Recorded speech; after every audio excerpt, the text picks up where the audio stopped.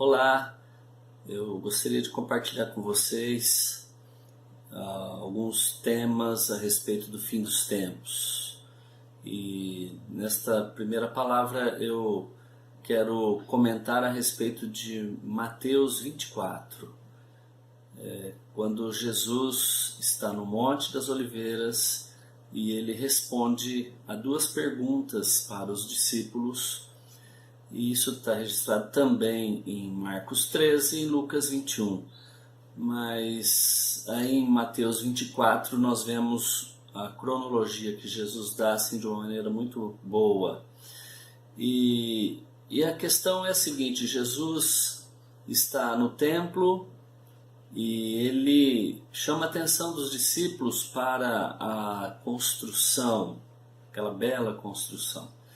E diz a eles que não ficará ali pedra sobre pedra que não seja derrubada. E depois, no Monte das Oliveiras, quando eles estão sozinhos lá, os discípulos vêm para conversar com eles e fazem duas perguntas a eles. Vamos ler, está lá em Mateus capítulo 24, nós vamos ler do versículo 1 até o 5, que diz assim: Tendo Jesus saído do templo, ia se retirando, quando se aproximaram dele os seus discípulos para lhe mostrar as construções do templo. Ele, porém, lhes disse: Não vedes tudo isso? Em verdade vos digo que não ficará aqui pedra sobre pedra que não seja derribada. No Monte das Oliveiras achava-se Jesus assentado, quando se aproximaram dele os discípulos, em particular, e lhe pediram: Dize-nos, quando sucederão estas coisas, e que sinal haverá da tua vinda e da consumação do século? E ele lhes respondeu: Vede que ninguém vos engane, porque virão muitos em meu nome dizendo: Eu sou o Cristo, e enganarão a muitos. Nós vemos então aí Jesus, após afirmar que a construção do templo, que o próprio templo será destruído totalmente e não ficará pedra sobre pedra. Após isso eles subiram no Monte das Oliveiras e estavam lá só os discípulos e Jesus, e fizeram então as duas perguntas a ele. Essa passagem ela traz várias interpretações diferentes. Muitos dizem que isso tudo já aconteceu. Tudo isso daí já ocorreu. Tudo que Jesus falou e Jesus vai falar ainda em Mateus 24 já teria acontecido. Outros afirmam que tudo que Jesus está falando ali é para Israel. Não é para a igreja, seria para Israel. Principalmente nossos irmãos pré-tribulacionistas, eles dão esse tipo de interpretação. Há outros ainda que interpretam que parte disso já aconteceu e parte se cumprirá no futuro. Nós vamos lendo, compartilhando e nós vamos fazer algumas observações, procurando mostrar como é que a palavra do Senhor vai dando o desenrolar das coisas, e nós vamos então entendendo que essa palavra na verdade é para a igreja, é uma palavra para a igreja. Nós percebemos ali então que os discípulos dizem para Jesus: Senhor, nos mostra, nos fale quando sucederão estas coisas e que sinal haverá da tua vinda e da consumação do século.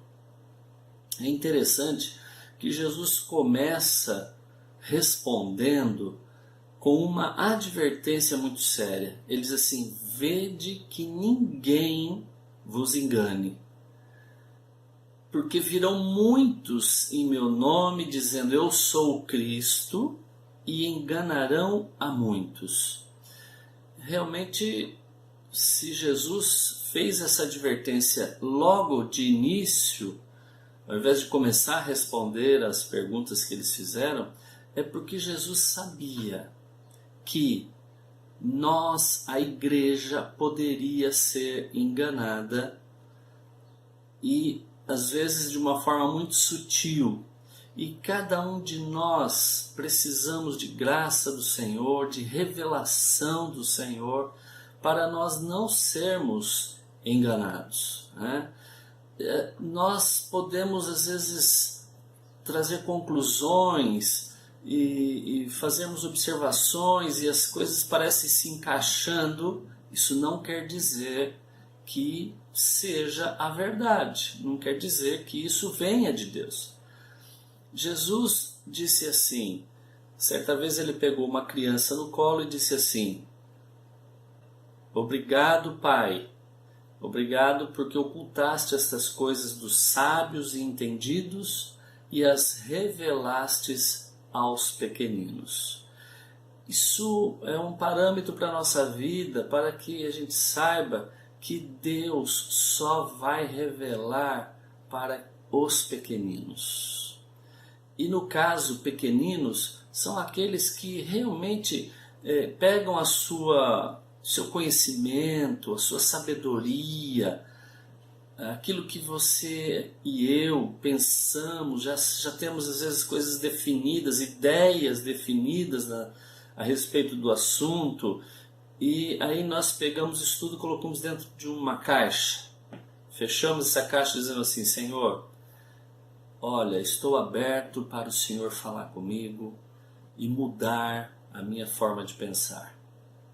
Quando nós fazemos assim, nós reconhecemos que não sabemos, que precisamos do Senhor, e aí então Ele atua. Ele vem nos trazer aquilo que realmente é a verdade, né? Então, neste caso, nós encontramos aí, logo no início, Jesus fazendo uma advertência muito séria. E ele repete essa advertência no próprio capítulo 24 de Mateus, depois a gente vai ver. Então ele diz assim: olha, vede, ninguém vos engane, toma cuidado, você pode ser enganado. E às vezes a gente quer dizer assim: não, eu não vou ser enganado, que é isso, não tem isso, não tem ninguém que não possa ser enganado, né? Nós vemos aí que Adão e Eva foram feitos perfeitos por Deus e mesmo assim foram enganados, né? Eles nem tinham a presença do pecado na vida deles, mas mesmo assim foram enganados. Então, é com sutileza. E nós precisamos estar com nosso coração bem posicionado nas mãos do Senhor para que Ele possa falar conosco. E ele então começa a responder as perguntas dos discípulos. No versículo 6, ele diz assim: certamente ouvireis falar de guerras e rumores de guerras. Vede, não vos assusteis, porque é necessário assim acontecer, mas ainda não é o fim.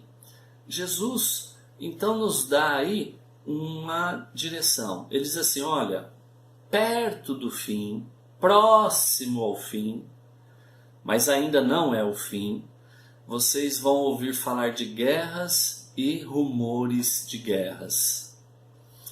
E aí nós então, dentro desse quadro que Jesus nos mostra, dizendo assim: olha, vocês vão ouvir falar de guerras e rumores de guerras, mas ainda não é o fim, tá?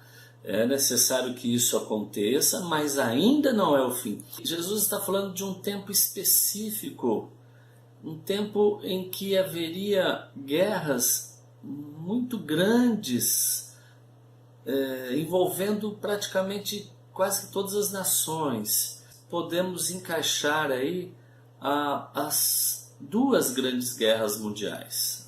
A primeira Grande Guerra Mundial e a Segunda Grande Guerra Mundial. A primeira se deu de 1914 a 1918 e a segunda foi de 1939 até 1945. Há uma observação de Jesus aí que pode nos trazer luz para nós entendermos que Jesus estava falando dessas duas grandes guerras. Ele diz assim, ouvireis falar de guerras e rumores de guerras, vede, não vos assusteis.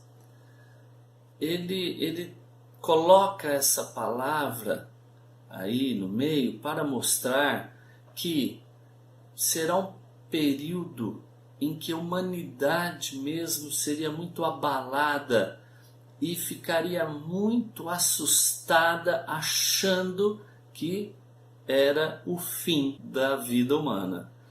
Jesus diz assim, vede, não vos assusteis. Isso é necessário acontecer, mas ainda não é o fim.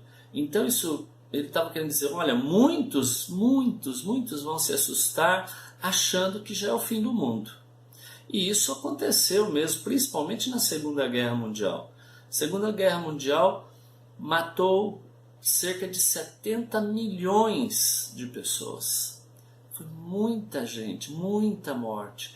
E muitos que viviam naquele tempo, meus pais viveram, meus pais ainda são vivos e eles sabem disso, que nesse tempo foi um período muito difícil, foi um período em que realmente se pensava que estava acabando o mundo. Mas Jesus diz assim, não vos assusteis, ainda não é o fim. Muito bem. Logo em seguida, Jesus, no versículo 7 e 8, ele diz assim, porquanto se levantará nação contra nação, reino contra reino, e haverá fomes e terremotos em vários lugares. Porém, tudo isto é o princípio das dores. Aqui Jesus já está dizendo, o fim, ele deu um nome para esse período do fim, ele chama período de dor, das dores, e ele diz assim, olha, esse período vai começar como? Se levantará nação contra nação e reino contra reino. Ele acrescenta, haverá fomes e terremotos em vários lugares. Aí muitos perguntam assim, Gil, mas esse nação contra nação, reino contra reino, não pode ter sido essa guerra mundial, Segunda Guerra Mundial, onde envolveu realmente quase que todas as nações? E aí eu digo assim, não pode ter sido, porque há também uma colocação de Jesus em Lucas, no capítulo 21, no versículo 11, além de se levantar nação contra nação e reino contra reino, e haverá fomes e pestes, Jesus acrescenta, e Lucas coloca isso lá no seu evangelho, ele acrescenta assim, coisas espantosas e grandes sinais do céu. Está lá em Lucas 21, versículo 11. Então, além das nação contra nação, reino contra reino, fomes, pestes e terremotos em vários lugares, ele também coloca assim que haverá coisas espantosas e grandes sinais do céu. E durante essa Segunda Guerra Mundial, Primeira e Segunda Guerra Mundial, não houve esses grandes sinais do céu. E então isso daí estará incluído nos sinais que apontam para o início desse período das dores, o princípio das dores. Então, quando tiver uma grande guerra mundial, novamente, envolvendo países, reinos, quando fala reino contra reino, nós podemos até dizer assim de blocos de países. Hoje, por exemplo, nós temos, de um lado, nós temos Estados Unidos, França, Inglaterra, Japão e outros países. E de outro lado nós temos Rússia, China, a Coreia. Então, formando, parece a palavra dá o nome de reinos, são blocos, são países que se unem para lutarem contra outros países. Então, esse é o princípio das dores. O início das dores, o início do fim, começa com uma grande guerra mundial envolvendo vários países, várias nações, ao mesmo tempo em que será um período de muita fome na terra, e de muitos terremotos. Isso já está acontecendo, né? E também coisas espantosas, nós não sabemos nem o que pode ser isso. E grandes sinais do céu. Os céus começarão a ser abalados. Então, quando esse quadro todo estiver presente, nós saberemos que já começou o período do fim. Esse período do fim, esse período das dores, nós podemos falar, e mais à frente eu vou comentar sobre isso. É um período de 7 anos, que seria a última semana de Daniel, que está registrado em Daniel capítulo 9, do 24 até o 27. Mas isso nós vamos falar mais à frente. É um período curto, um período de 7 anos, mas que é um período, como Jesus mesmo diz, período das dores. Por quê? Porque será um período de muito sofrimento para os moradores da terra, né? Muitos de nossos irmãos amados, pré-tribulacionistas, eles acreditam que a igreja não estará aqui presente nesse período, mas nós vamos estar abordando, mostrando na palavra do Senhor que a igreja estará aqui sim, nós estaremos aqui. E depois nós vamos, então, eu vou continuar agora esse tema, na segunda parte, falando justamente do início da grande tribulação. E é onde se tem muita conversa, muita contradição, mas nós vamos ler a palavra do Senhor e ver o que ela diz, ok?